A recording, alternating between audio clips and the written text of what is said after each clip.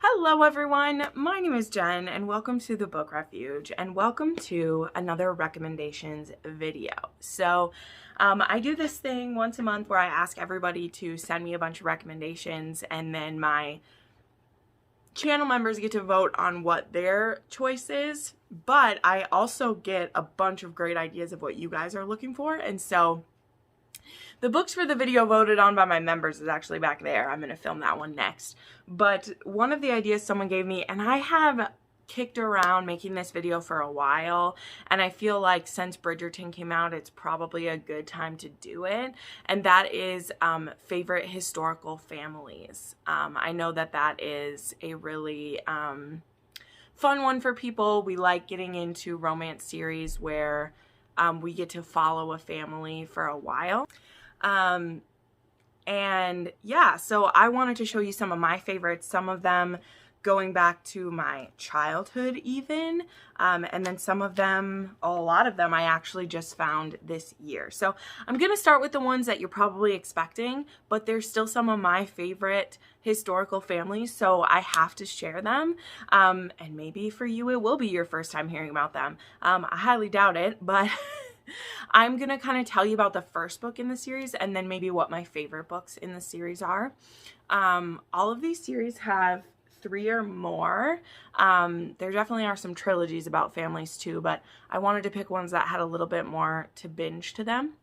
So let's start with the couple Lisa Kleypas series. I think you knew these would be on here, but I just adore her family so much. So the first family by Lisa Kleypas I want to mention is the Hathaways. This starts with Mine Till Midnight, which is one of my favorite historical romances of all time, but I also really love Seduce Me at Sunrise, Tempts Me at Twilight, Married by Morning, and Love in the Afternoon.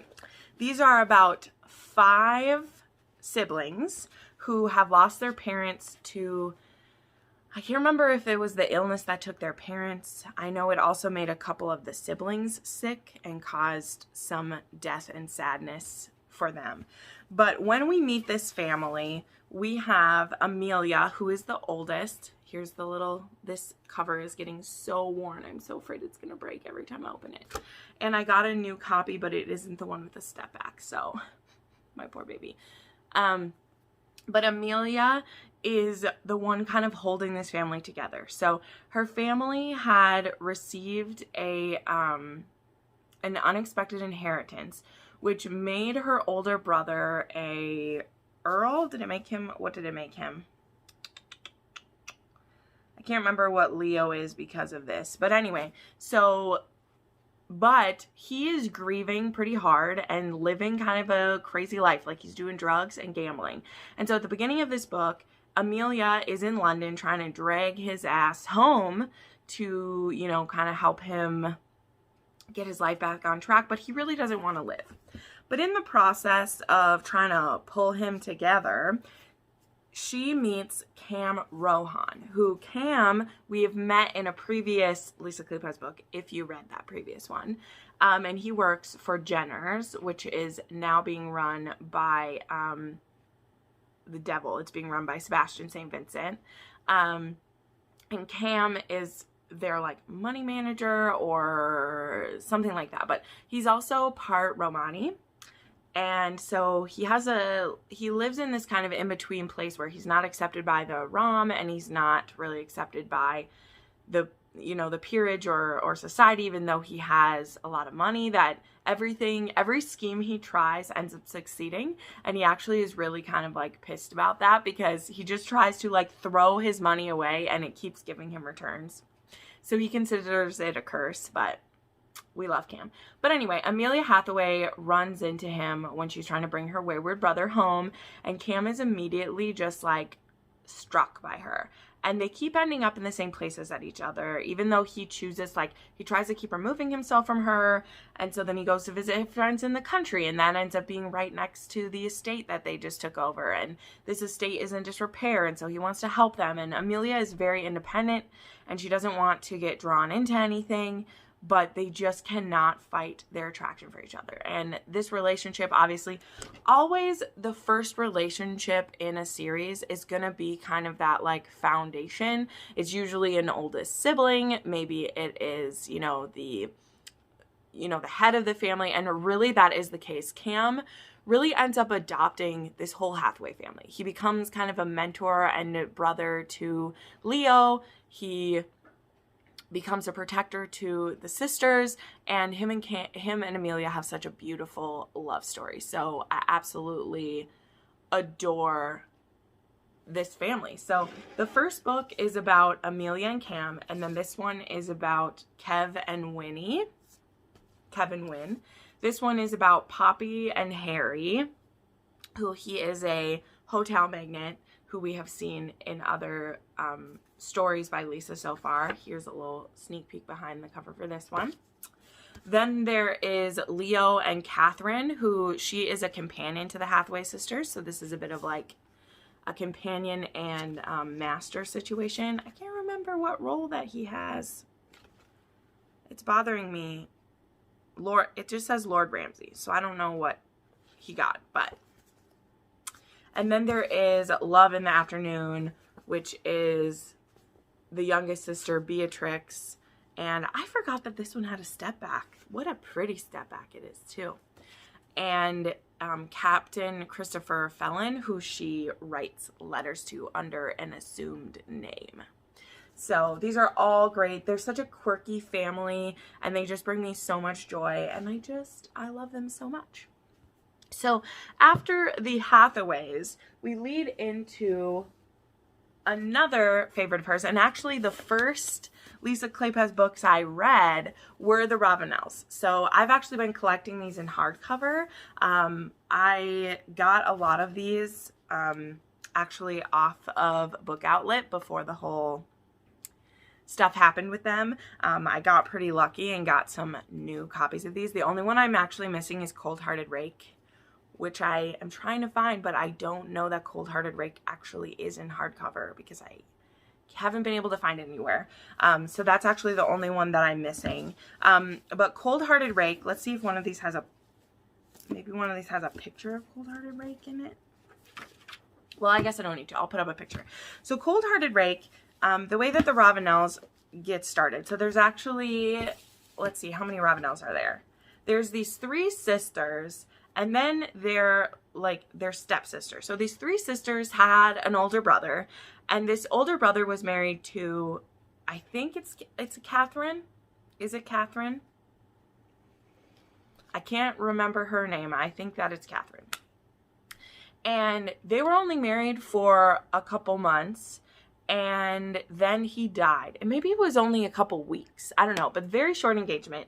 But she has been a widower who has her horse. She has horses that she takes care of. And now she's taking care of these three girls. It's a sister named Helen. And then there's twins, Pandora and Cassandra. And they are just kind of left stranded. And Catherine has been taking care. I really hope her name is Catherine after I've been saying it all this time. I'll feel really bad. But anyway, she has been taking care of this. And then we find out that Devin is actually the one who has taken over for his cousin. He's now the next, is it a duke or an earl? Not sure. I'm really great at explaining the Ravenels. I just know that I love them. That's all, right? And so it's kind of, we got this hate to love situation going on because he's a rake who has been in London just living his life, and he gets given this title, and with this title comes a lot of debt actually, because this estate is not doing well. So he plans to get out there, sell it off, pack off these chicks somewhere, and go back to his life. And so he has a brother named West, and they both go out there. West is also a rake, and he gets a story later on as well too. But then we meet this woman who just has an instant dislike for him because he doesn't even care to get to know what's going on. He just wants to wash his hands of everything and move along. And she's like, you can't do this. Like, you now own like all of this stuff, everything that I was supposed to take care of, and you just want to throw it all away. And so we have this he really is a cold-hearted rake. That's where this one comes from. But so they have this hate to love together, and there's just this passion whenever they're around each other. Lisa writes a hate to love historical, just real nice, guys. She writes it real nice. And so it's beautiful. And we really get introduced to most of our characters, like, in this, because then during this first book, we have Rhys Winterbourne is a wealthy businessman, and he ends up engaged to Helen, who's like the oldest sister, and they just have kind of this, like, it really is like a bought and paid for situation. Like, Devin is trying to set her up with someone to take care of her, and Helen seems to be this really meek and quiet woman, and Rhys just really wants to possess her, right? But she's not going to be that easily taken in. Like, she is just, I don't know how to say this. This book is so good. This was my favorite in the series until I read, we'll get to it. But I loved Helen. I love Winterbourne. I wish this one had the step back. Like, that's the only downside to getting the hardcovers, is these don't have the step backs on the back, but it's just so beautiful. So I absolutely love this one. Then Devil in Spring, this is a crossover with a Wallflower book, because the woman that Pandora ends up with is actually Gabriel St. Vincent, who is Sebastian St. Vincent. Wow, I'm so bad with names today, guys. His oldest son, and they get caught in a compromising position and then end up having to get married, and it's amazing. All Pandora wants to do is create her board games and not have to answer to a man, and Gabriel just wants to, like, love her and take care of her. Then there is Hello Stranger. This is actually about a bastard Ravenel, who I won't tell you what his name is or where he comes in, and it's about a female doctor named Garrett Gibson who works for Winterbourne. Winterbourne has her hired to be one of his staff doctors because he owns a lot of businesses, and he finds that if he has doctors on hand, he can take care of his people better. He's just a big softie. And Garrett has trouble getting hired, and she's able to get a job with him, and she has a kick-ass love story. She's amazing. Then there is Devil's Daughter. This is another crossover with the Wallflowers. This is Sebastian St. Vincent's daughter, Phoebe, who's actually a widow with 2 children. And this is West Ravenel's love story with her. And this one made me cry. And then my current favorite in the series is Chasing Cassandra, and this is about the other twin sister who she just wants to believe in love so badly. It's all that she wants. And she catches the eye of Tom Severin, who's a railway magnate, who we actually meet in the first book when he tries to trick Devin out of a lot of money. But he's like, it's business. It's not friendship. I keep these things separate.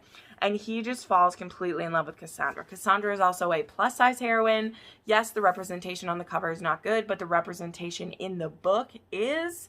So don't let the cover fool you. I wish it was better, but, you know, what can you do? And yeah, I just absolutely adore this one. Tom has this thing that he can only have so many emotions.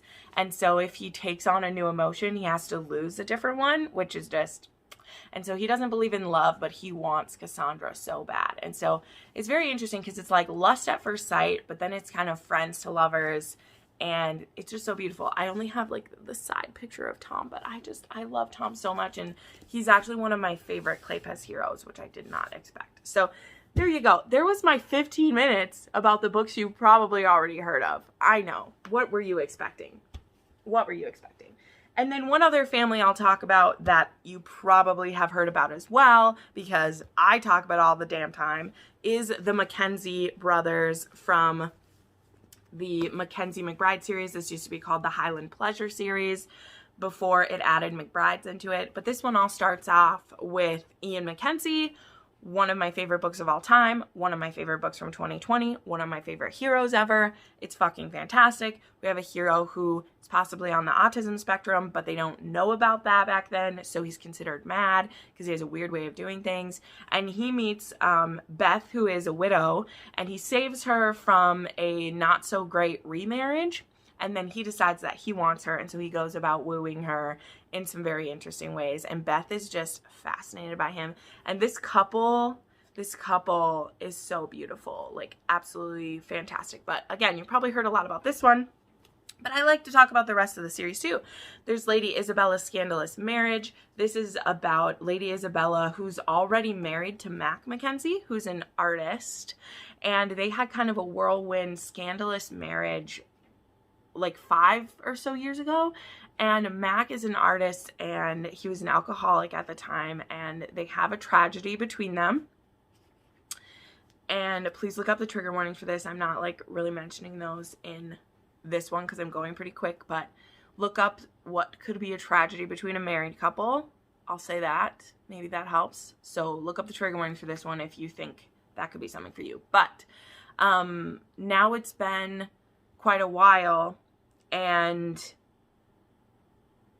Mac, like, and Isabella, they're gonna get a chance one more time. And do they take this chance, or do they just let their feelings kind of go? Do they just let it die? And God, I love Jennifer Ashley's series. I love how she tells a love story, and these two just break my fucking heart. I love them so much. This one's also fun because it has kind of like a Lady Whistledown stuff at the beginning of each one. So there's like a gossip rag stuff at the top of each one, which is kind of fun. So if you're missing some Lady Whistledown, you could check. Then there is The Many Sins of Lord Cameron. Lord Cameron Mackenzie is one of the other brothers. He is a man who loves horses and women in that order, so his mistresses say. So Lord Cameron, he also has a son named Daniel Mackenzie. I forgot to grab Daniel's book, but Daniel also gets a book.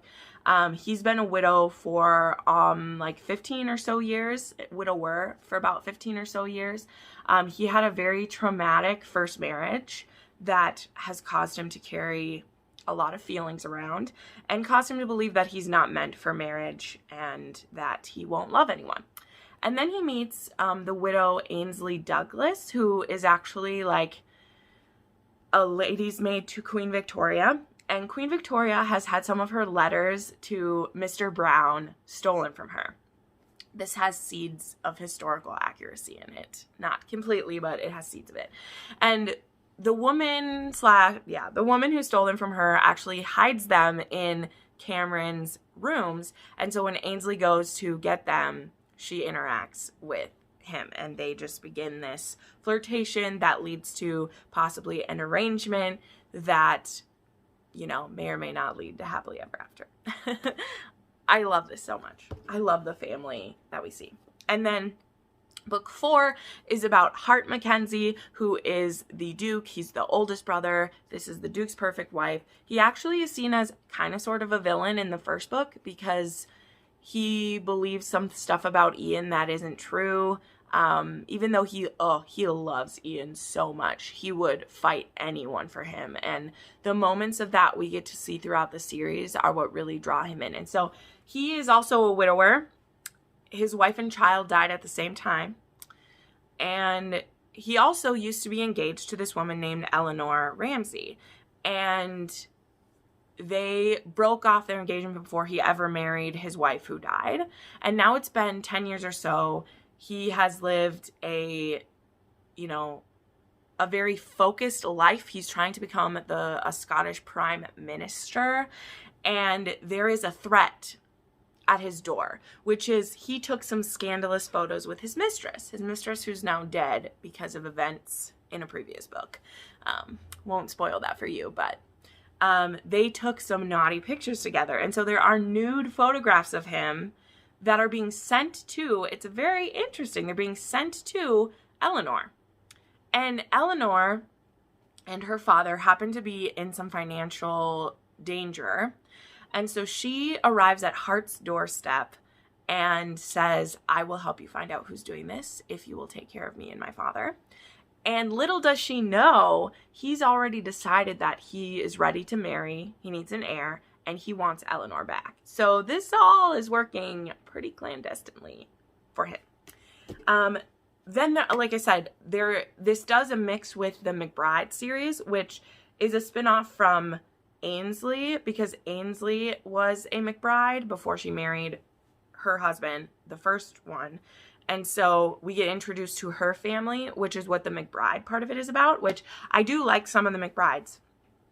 They don't get talked about as much because people love the Mackenzies the most, and I get it. I love the Mackenzies the most as well. But there is also book 6 is Daniel's book, and Daniel falls in love with a mentalist. And he also is trying to create a hot air balloon. So Daniel is an inventor, and through the series you get to see him and Ian actually invent a few things together, and it's amazing. So I highly, highly recommend these. These are darker historical romances. They all have a lot of angst. They do have a couple triggers in them. Like I said, look them up. But I always recommend this family, and it's no surprise. Another family that I forgot that you may have probably heard a lot about as well, and this one I will be quick because I've talked about them in depth in my Eloisa James video, but Eloisa James also has the Wilds of Windowe Castle. Whoop. That all starts with Wild in Love, and then there is Too Wild to Wed, Born to be Wild, Say No to the Duke, Say Yes to the Duke, and then the prequel story, My Last Duchess. And there is another one, Wild Child, which should be coming out soon. So this one is about this duke who's been married twice. First wife died, second wife ran away, and then the third wife, she already had a child and she was enveloped into the family. They all have really fun names. These all have really unique situations. Eloisa James is amazing. This is another family that you should definitely dive into if you like a bit more rom-com-y. Someone has a pet skunk in one of these videos, or one of these books, which is kind of fun. Okay, now getting into some that I have read. Some of them are brand new and some of them are old favorites. So one that is an old love of mine, and I will admit it's a series that I'm nervous about rereading, but after her recent live show where we were talking about our favorite, like, darker historicals, I realized that I really want to reread this series and see, you know, after rereading Bridgerton, and like there is some problematic stuff in Bridgerton, but I still on the whole love it more than I hate it. I really want to give a reread of this series a try. I just don't know when I would get to it, but who knows, maybe I will. So this is the well, it used to be called the Bride Trilogy by Catherine Coulter, and then it was turned into the Sherbrookes series because she kept writing books in the series. So, but it starts with the Bride Trilogy, which is about the siblings in the Sherbrook family, and the oldest one is Douglas. And this is I'm going to read you the back of this book because it describes the setup better than like I can. So this one says, Douglas Sherbrook, Earl of Northcliffe, is a man besieged. He must have an heir. Thus, he must first provide himself with a bride. Alexandra Chambers, youngest daughter of the Duke of Beresford, has loved Douglas Sherbrook since she was 15. Unfortunately, it is her sister, the incomparable Melisande, he wishes to wed. But life never ladles out what one expects, and Douglas finds himself wed to the wrong sister. If having an unwanted wife isn't enough, he is also plagued by the Virgin Bride, a ghost that is reputedly seen in the Countess's bedchambers. Does the willowy phantom really appear to Douglas? Does she speak to him? That's kind of an explanation from her. But yeah, this series is, he gets tricked by his cousin, his cousin is actually in love with Melisande. And so they do a switcheroo, and Douglas ends up married to Alexandra, which ends up being the best thing that ever happens to him. But it's a rough ride, and I do know that there's some rough scenes because she obviously needs them to consummate the scene. Don't worry, there's no, like, it's not what you're thinking, but she does make herself available to him, and he rejects her a couple times because he's like, I'm not going to be tricked in to consummate this marriage, like we're gonna get it annulled. And Alexandra is like, if I can get him to give in to his desire for me, then we won't have to do that. But there's from what I remember, again, it's been a while, she never is like, I'm gonna force you to do this. So there's none of that. But there is lots of like, surprise, I'm naked stuff. But yeah. The one I remember being pretty problematic, and this is one that I'm nervous about rereading, is The Hellion Bride, which this one is about Ryder Sherbrookes, the second oldest brother, and he travels to Jamaica to undercover what's going on their sugar plantation. So like, there's a lot about that makes me nervous. But I just remember loving Ryder. And so Ryder, the thing is that Ryder, he takes care of all of his bastard children, which is just so unique. So I remember just like loving him so much because, and they're not all his. They're like the children of mistresses, but not necessarily his. And he like has this home where he takes care of them all. And so I need to reread this before. So I'm not fully recommending this book. I'm just telling you about these. And if you're someone who read them back then, or if you've recently read them, I'd love to hear your thoughts on this. But I still wanted to bring up this series because, number one, bam. And I just remember getting so much joy, and it really led me into reading other series. This one I know I love. This one is about Sinjin Sherbrooke, who is the daughter. And this one is, she spies Colin Kincross, who's a Scottish earl, and he needs a wealthy heiress to help everything survive. And so they kind of like sneak away and elope to his castle. And I believe this one is a little bit like, because I think he has kids. I think this is a case of like his wife died and he surprises her with kids. So it's a little bit like to Sir Philip with Love. But I just remember loving this one. And you heard in the first one we mentioned the ghost. The ghost actually like follows her to this place, which is kind of cool. Then there is The Scottish Bride. This one I know I love. This one is about Tyson Sherbrooke, who's actually the youngest. You've probably seen this on Step Back Saturday. And he is a widower. There's a lot of death of stuff. And he is a pastor. He is a minister, and he actually becomes a baron of a castle in Scotland. And so he has two or three children, and then he meets this Scottish lass named Mary Rose Fortis, and he just falls for her. So technically it says this is the end of the series, but then she kept going. And there's one about Maggie, who is Tyson's daughter, and then there is one about the Sherbert twins, which, yes, Douglas and Alexandra have twin boys. So there's a Sherbrookes series. I'm not guaranteeing that these are not problematic, but I plan to reread them soon, and we will find out how I feel about them upon reread, because there are some books that I think they'll be really problematic when I reread, and I know some of Catherine Coulter's are, because I have reread them and been like, what the fuck is happening in this book? But then there are some that they're the same as any other book written in the time period, and to me these are just such a close place in my childhood that I can't just cut them loose until I reread them and see. But specifically The Hellion Bride, I'm pretty nervous about it. Let's see, when were these first written?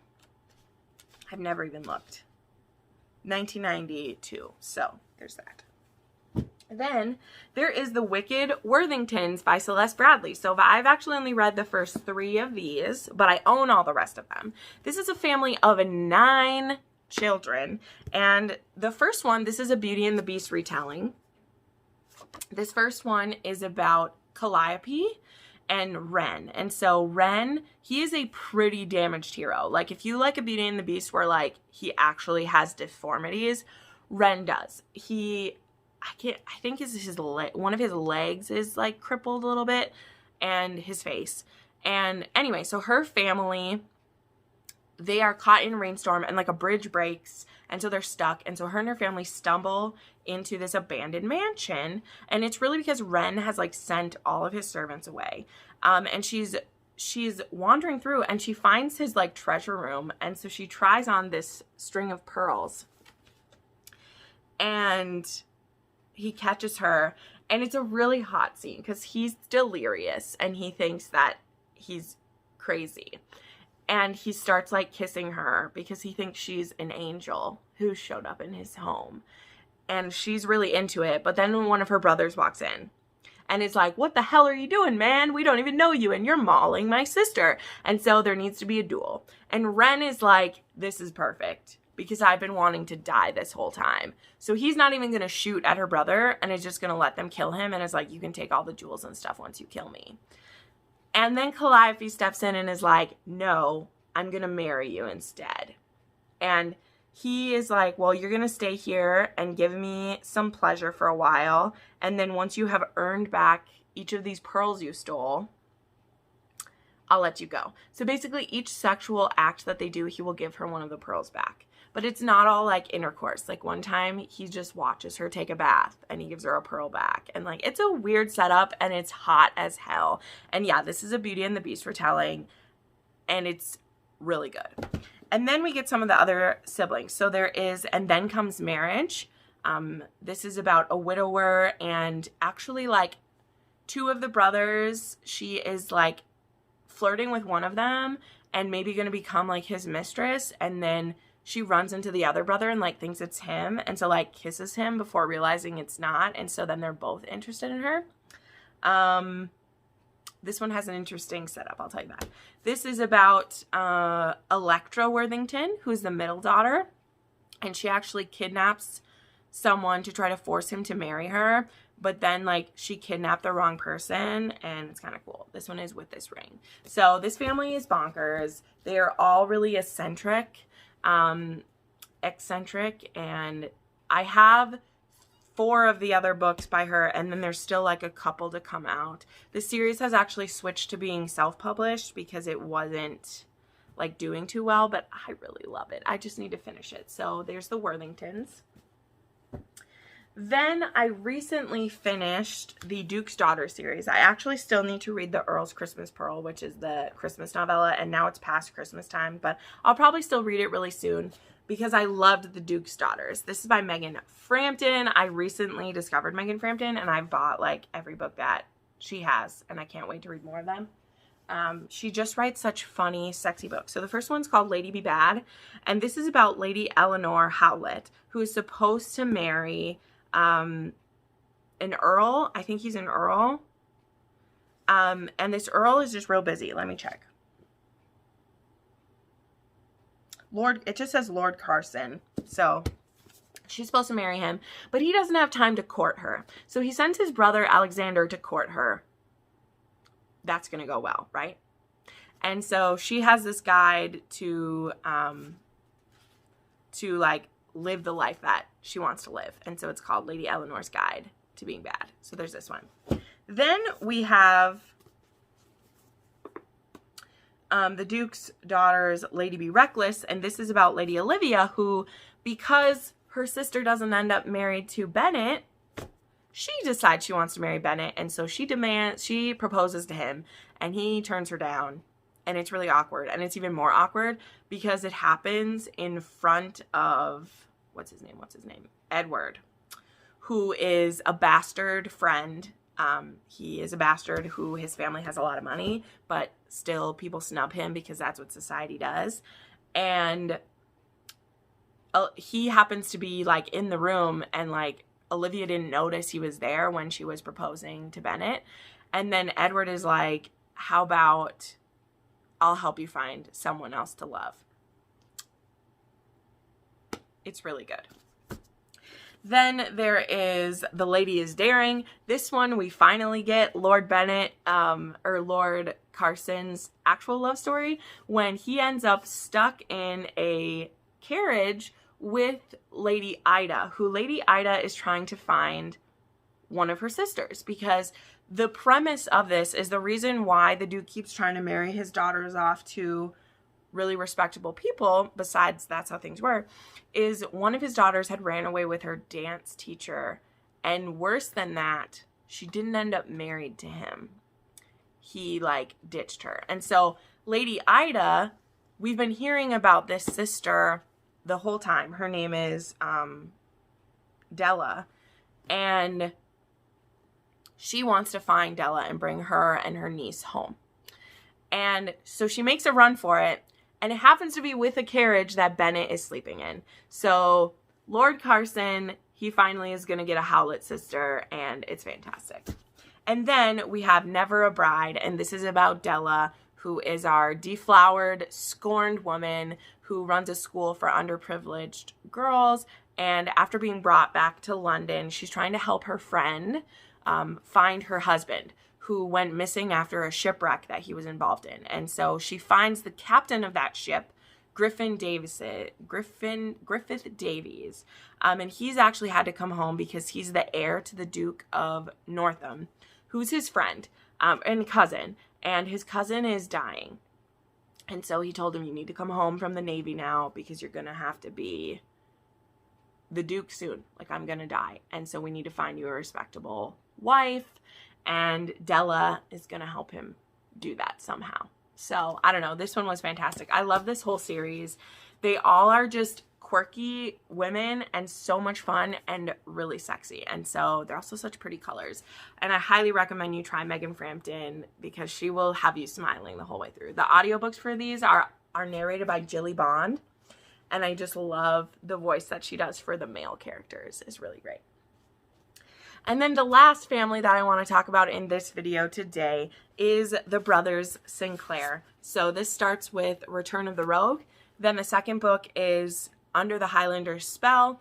And then we have The Angel and the Highlander. And then we have The Highlander's Forbidden Bride. So this series I discovered when I started purchasing Donna Fletcher because of this book, which I haven't read yet, but I will soon. Because of this book, I started collecting all of her covers because I thought they were gorgeous. Minus Under the Highlander's Spell, because that one I don't understand what happened there. But this series is a continuous series, so you do need to read this one in order, even though I feel like with family books, it's like always easier to read them in order. But specifically, you need to read this one in order because it has an underlining mystery the whole way through, and if you jump in at any point, it could be very confusing. So it starts with the first book, Return of the Rogue, and this is about Honora is about to marry one of the Sinclair brothers. She's about to marry Arthur, and he is currently the heir to Clan Sinclair. However, two of the Sinclair brothers have been missing for a year, and previously Honora was supposed to marry the heir, which is Cavan Sinclair. These have very Scottish names. This is a very Scottish series. And it's the day of her wedding to Arthur, who is currently the heir, since we have no idea what happened to the oldest or the youngest son. That's who went missing, the oldest and the youngest son. And on the day of her wedding, the ceremony has actually already happened, but they haven't consummated it yet. Cavan Sinclair returns. He's escaped the barbarians, and he's made his way home to his family. And so he is still the heir. And so Honora, thinking she married Arthur, but based on the contract that was signed, she's married to Cavan. And so she had this ceremony to Arthur, but it was a wedding by proxy then, because her stepfather, who is a very cruel, horrible man, he had a hunch that Cavan might still be alive. So though he was ready to have her married off, he was hoping that Cavan would return at some point, and then his daughter would still be married to the Laird of Clan Sinclair. Now, Cavan, he wants to find his youngest brother, Ronan, who's been missing, and he also has turned down marrying Honora before. Like, when her stepfather was trying to get her married to him before he disappeared, he didn't want it to happen. And it was only in the time while he was gone that his father had agreed that the marriage would happen between Arthur and Honora. But Honora's stepfather is very stubborn, and he's like, you will shame her and ruin her if you're not, like, she's supposed to be married to you. And so he gives in because he's like, okay, well, I guess you're forcing my hand and I'll go with it.